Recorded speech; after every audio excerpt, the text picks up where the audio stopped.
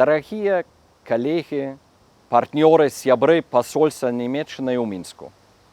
Я хутка вярнуўся дадому, але перад тым, як паехаць, я хацеў бы з вами падзяліцца некалькімі думкамі аб Беларусі.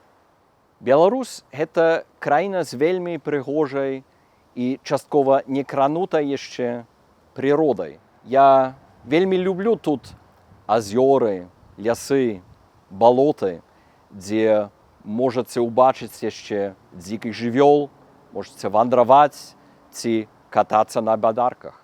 Беларусь – гэта краіна з багацейшай уласнай гісторыяй і культурай. Беларуская мова вельмі меладычная і на ёй напісаны цудоўныя творы літаратуры. Беларусь – гэта таксама краіна, якая моцна пацярпела ад злачынстваў тыраніі нацыянал-сацыялізму. Мы шануем і будзем шанаваць шматлікіх ахвяр у такіх месцах, як Хатынь, Малы Трасцянец, Чырвоны бераг, Азарычы, Мінскае гета і шматлікіх другіх месцах.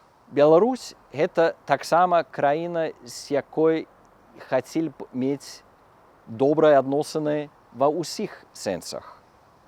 Я з болем гляджу на тое, што адбываецца ў гэтым рэгіёне, на бессэнсоўны гвалт вайны Расіі супраць Украіны, вашага паўднёвага суседа.